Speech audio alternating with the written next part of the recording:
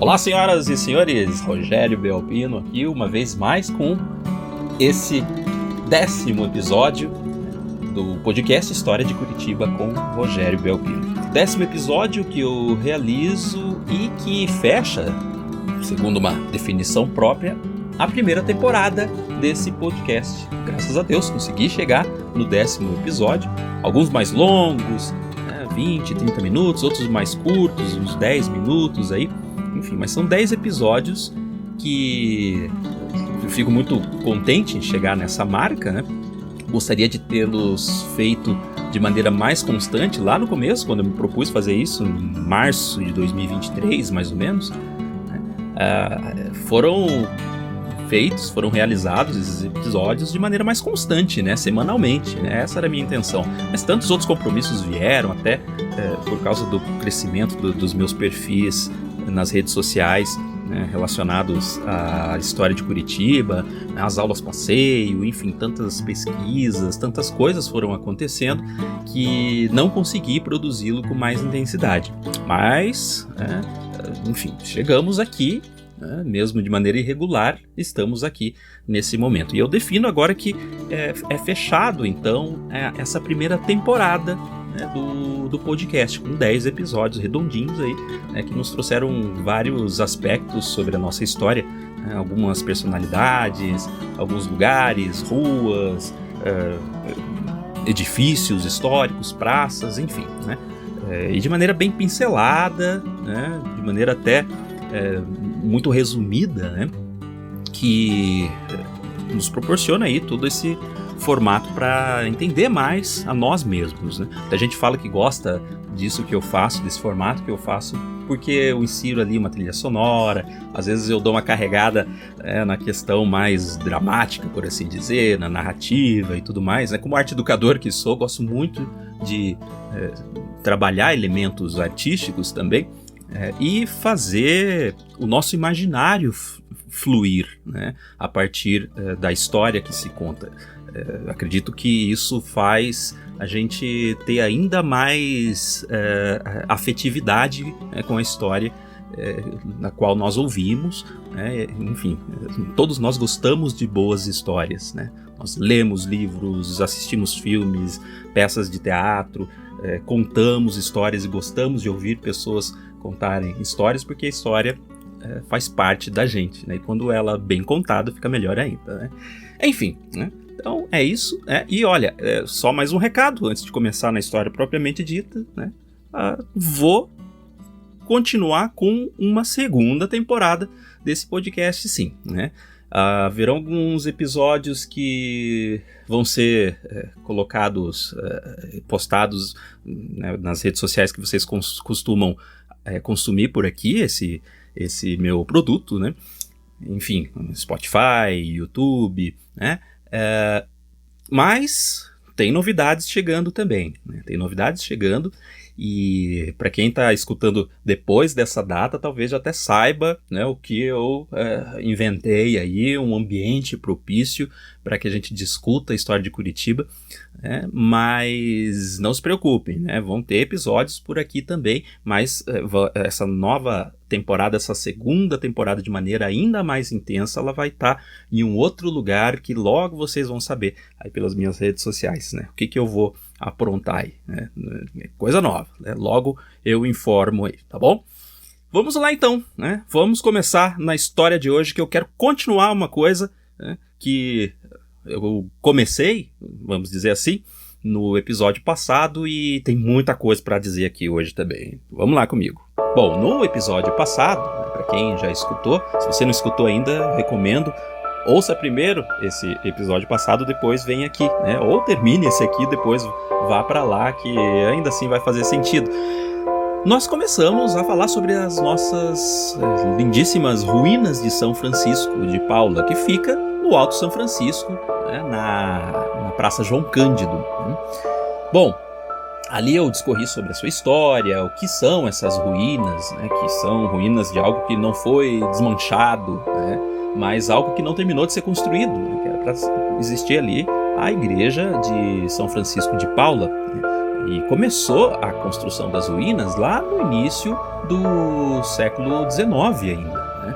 Em 1799 já foi iniciada a construção de uma capela, né, que existiu ali, e depois era para ser ampliada essa capela, ter no lugar uma grande igreja em honra a São Francisco de Paula.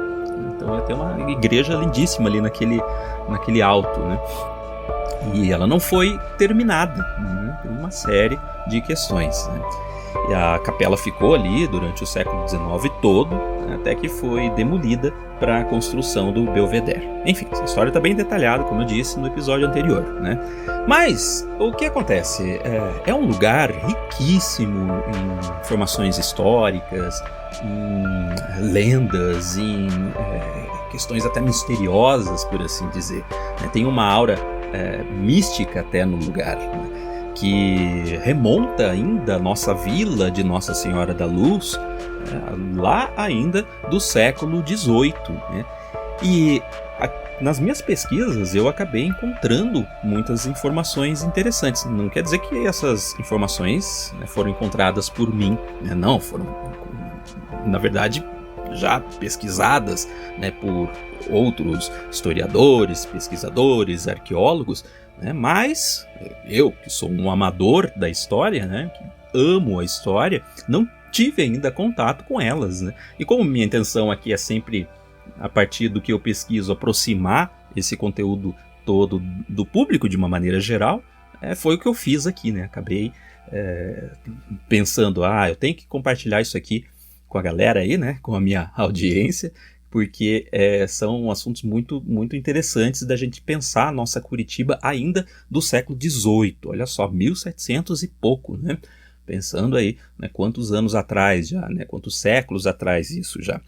Então, vamos lá, vamos entender um pouco sobre esses detalhes que eu fui descobrindo, e já adianto para vocês, né, muito do que eu descobri foi a partir da arqueóloga do Museu Paranaense, que nós temos aqui em Curitiba, né, a terceira instituição museológica do Brasil, né, uma das mais antigas instituições museológicas do nosso país, onde tem ali a arqueóloga, a Cláudia Inês Parelada, né, que, enfim, tem uma pesquisa bastante vasta na área da arqueologia, é uma profissional, né, bastante competente, e a partir de uma entrevista que ela deu, eu consegui obter muitas dessas informações, né, e liguei os pontos, uma coisa aqui, outra ali, e vamos lá, quero compartilhar com vocês.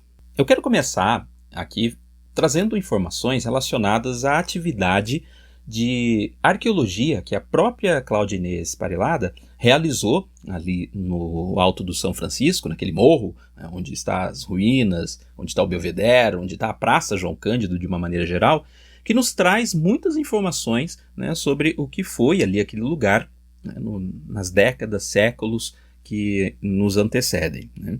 Eu comentei no episódio anterior que em 2017, agora recentemente, houve um incêndio ali no Belvedere, né? O Belvedere, que é um prédio lá de 1915 ainda, né? Ele pegou fogo, né? Graças a Deus não na sua totalidade, e houve todo um esforço da Prefeitura de Curitiba, do IPHAN, órgãos do patrimônio, né? Relacionados ao patrimônio histórico, para que se houvesse a sua restauração imediata e, ao mesmo tempo, uma revitalização da Praça João Cândido.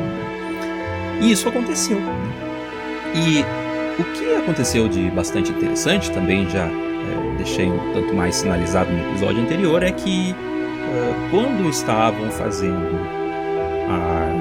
uma abertura de um fosso para a instalação de um elevador de cadeirantes, né, enfim, não são cadeirantes, né, de pessoas com deficiência, com necessidades especiais, né, porque ali o Belvedere só tem acesso pelas escadas, né, então essa instalação do elevador exigiu da equipe que estava ali trabalhando a necessidade da escavação de 1 metro mais ou menos de profundidade, né, desse fosso para a instalação do maquinário, enfim, né.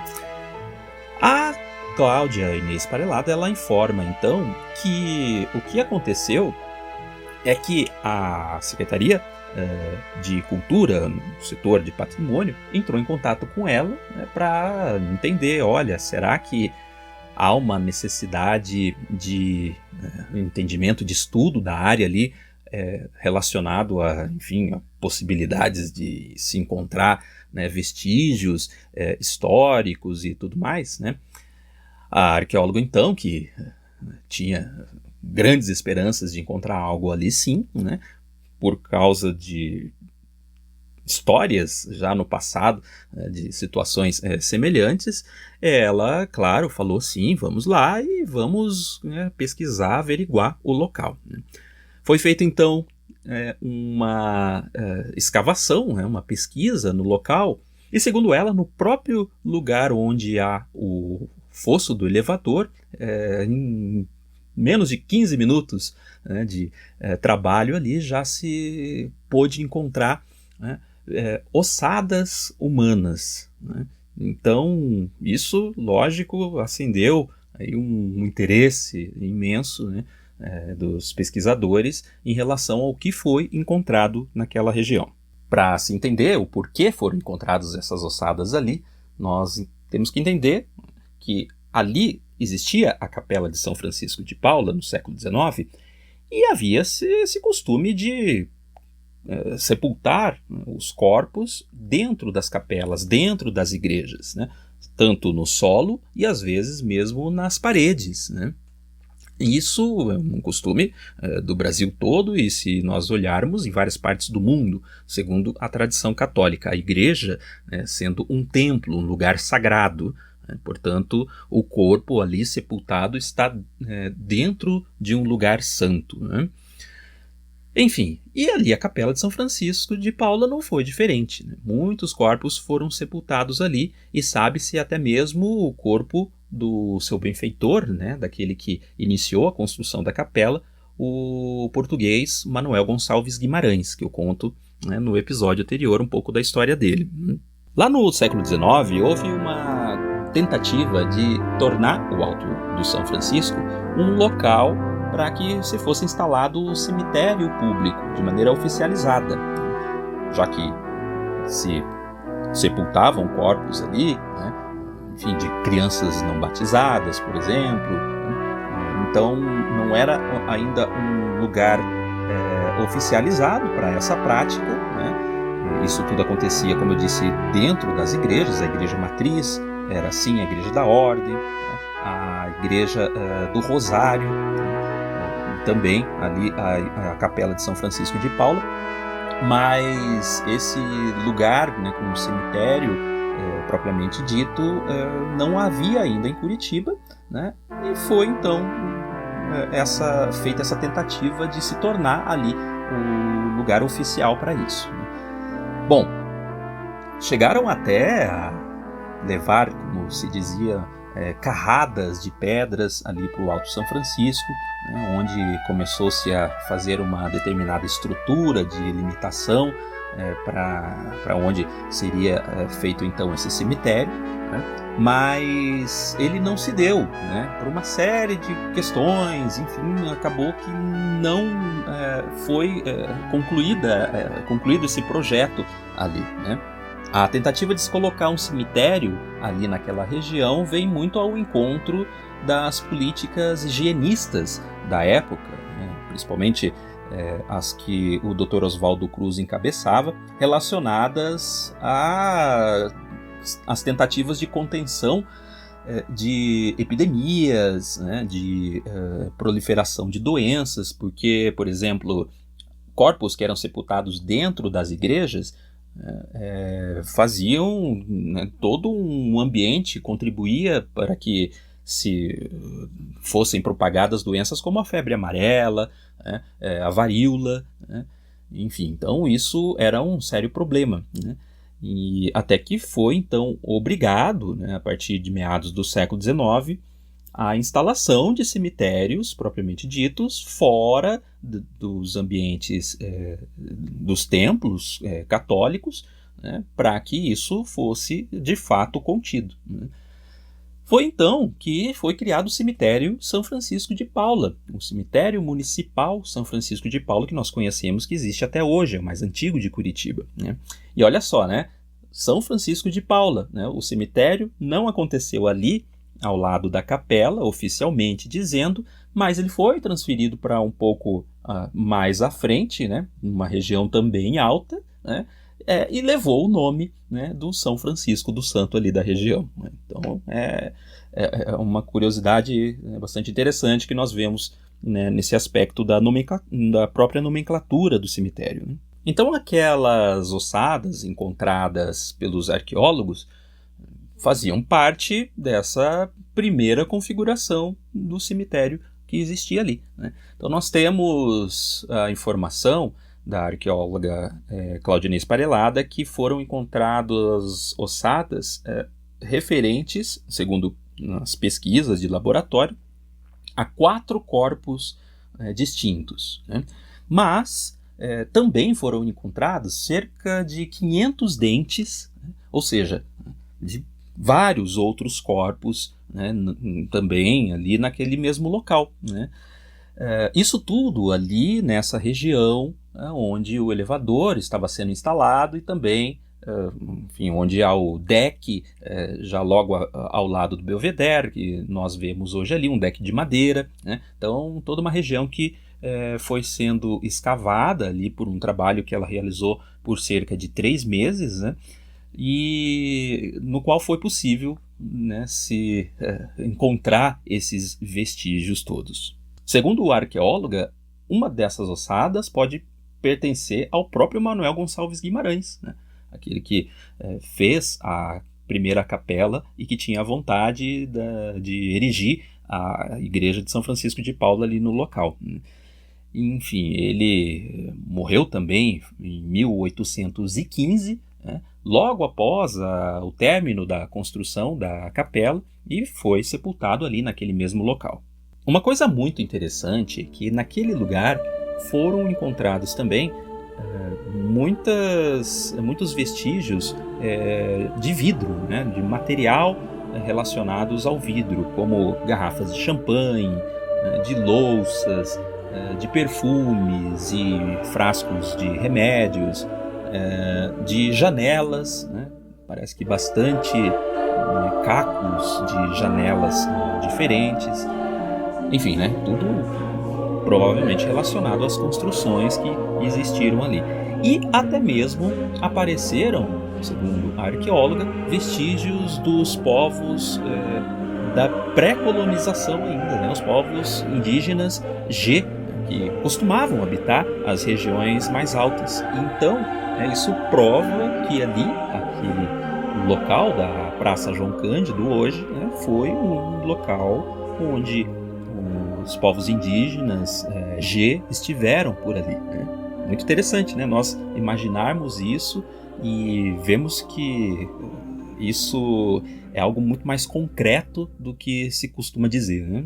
Olha, eu falo de construções que houveram ali na região porque não houve só apenas a construção da Capela de São Francisco de Paula, mas também, já logo atrás da capela, por um período funcionou ali a primeira formatação do que é hoje a Federação Espírita do Paraná, que está ali na Rua Saldanha Marinho.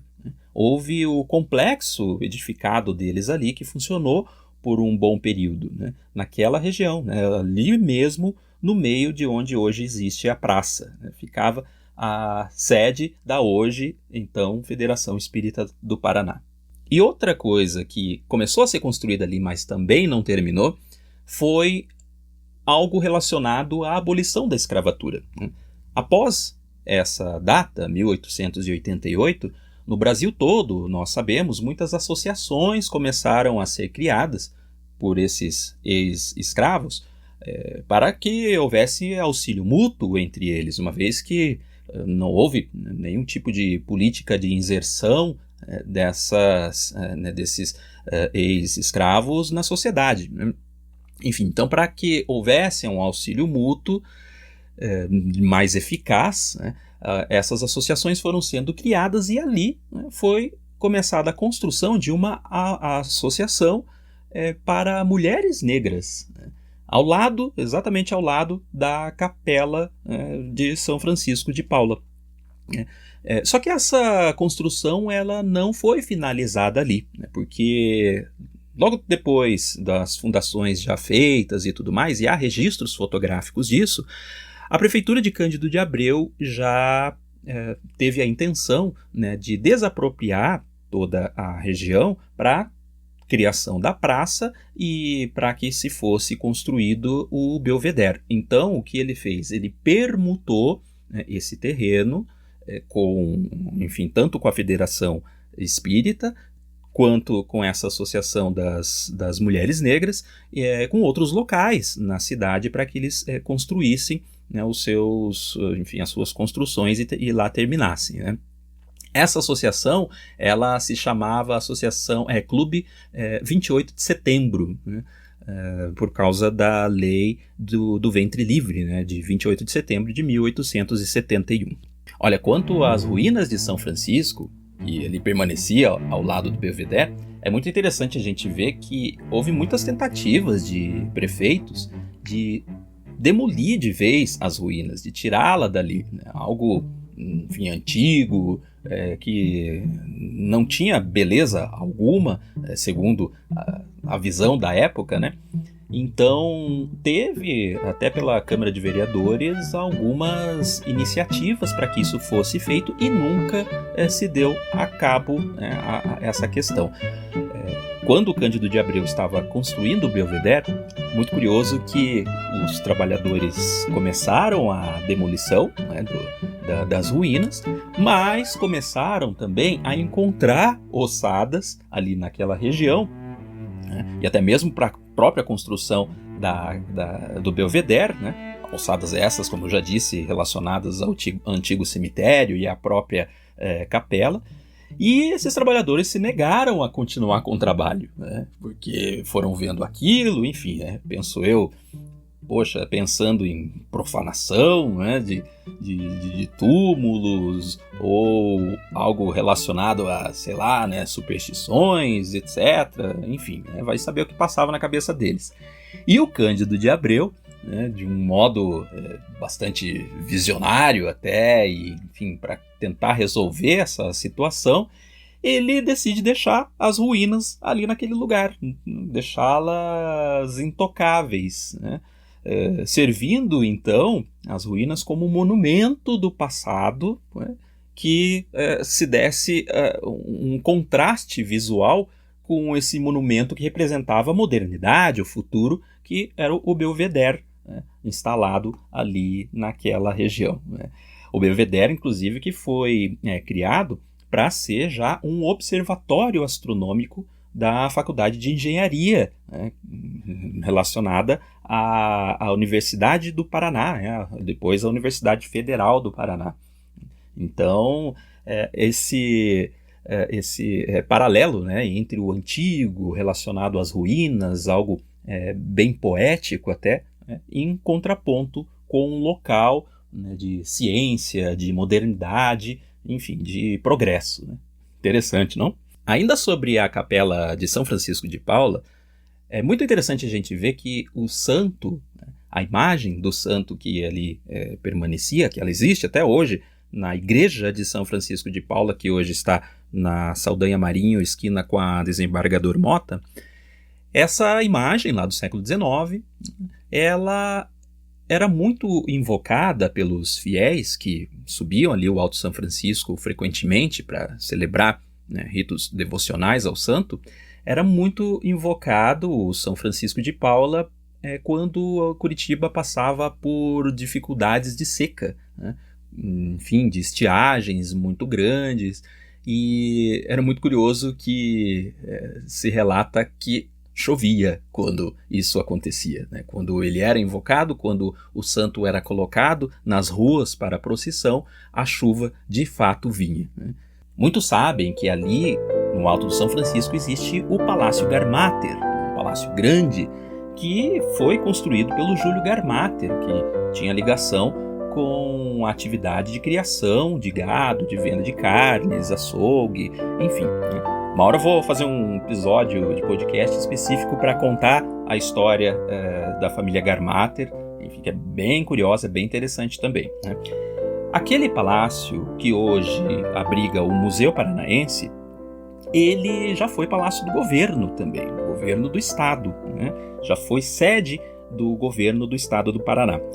Por isso foram construídos ali alguns túneis, foram escavados túneis que serviam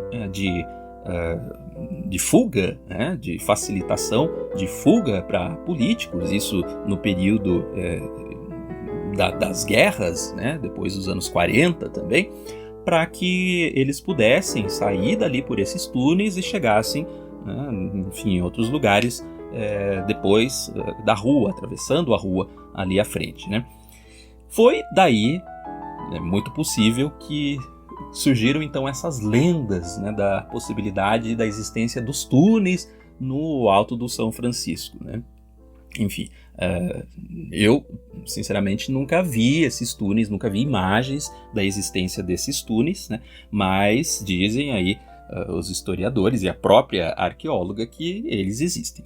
E uma última coisa que eu quero comentar com vocês aqui é a respeito da função que se dava para aquela região do Alto do São Francisco, né? Para essa região específica da Praça João Cândido hoje, lá ainda no século XVIII.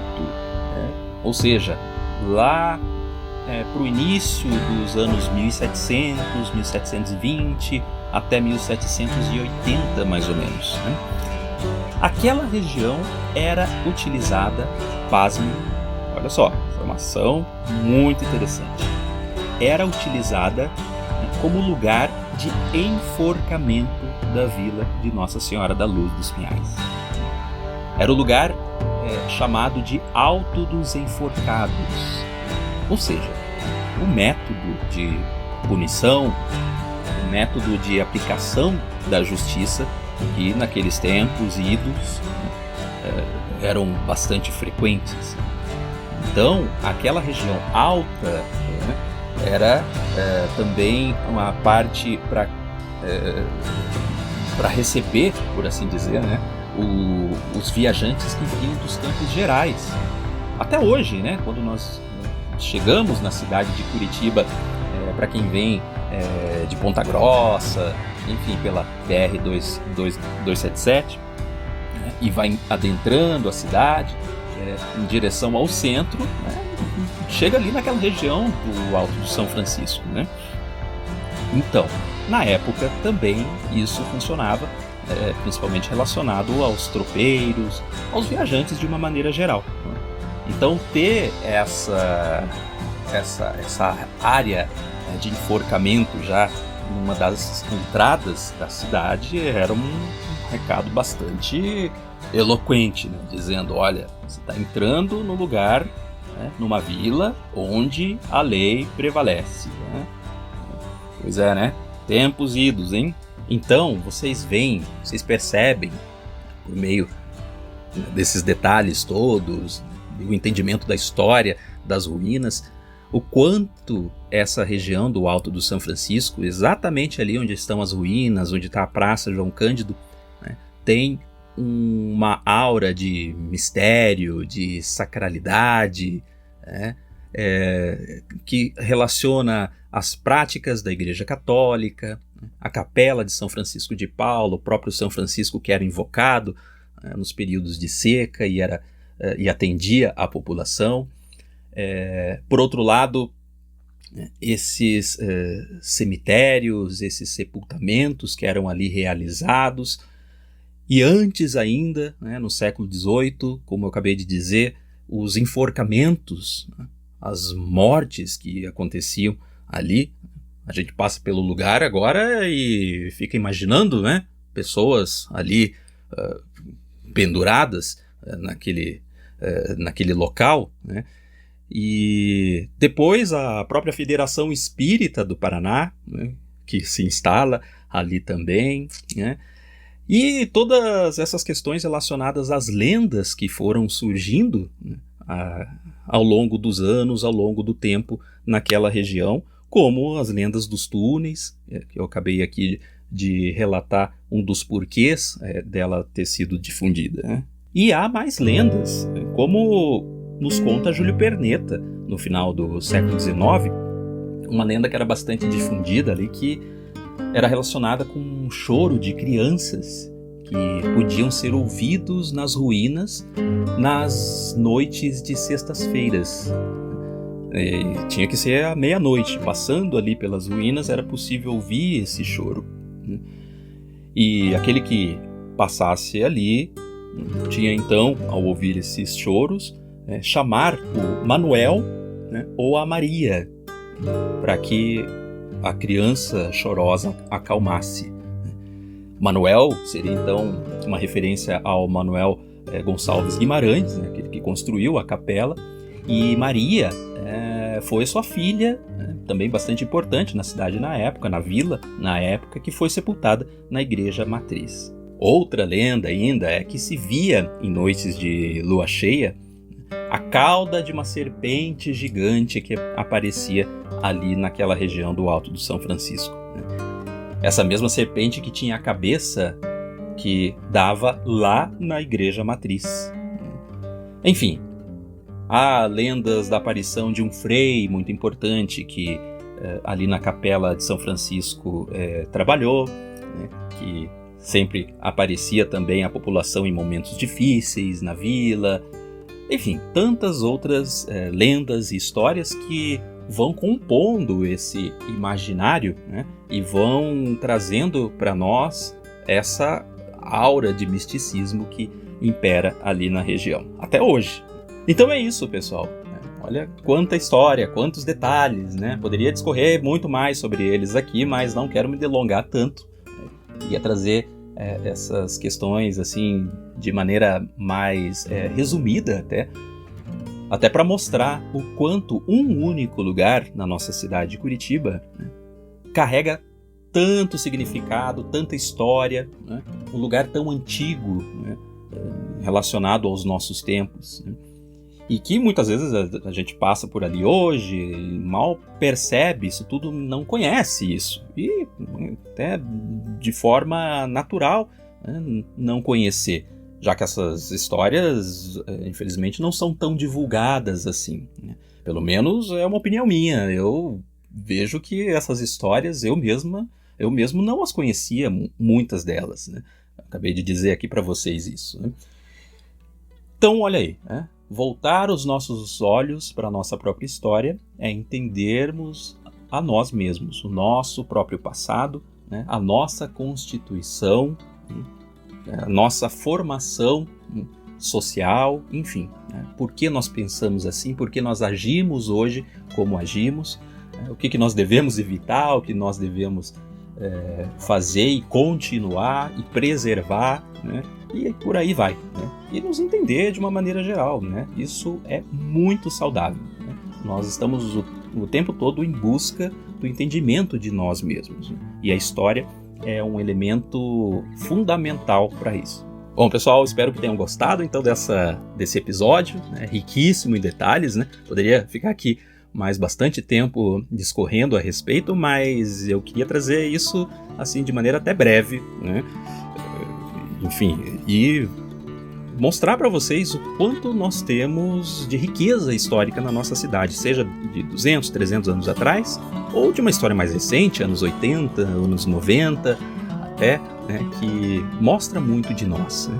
Nós que moramos na cidade, queremos conhecê-la melhor, para amá-la melhor. Ou aqueles que me ouvem aqui, não são daqui e querem conhecer ainda mais a cidade. Tem gente que me relata que está querendo vir morar para Curitiba, ou mesmo a turismo, né, passear, enfim, e que olha para a cidade de uma outra forma a partir desses conteúdos que eu apresento nas redes sociais, né, que é um conteúdo diferenciado, né, enfim, tem uma outra pegada, né, tem uma outra maneira, tem um outro intuito, que não é o intuito turístico apenas, né? Apesar que o turismo também tem essa intenção de trazer os olhos a essas histórias dos lugares, né?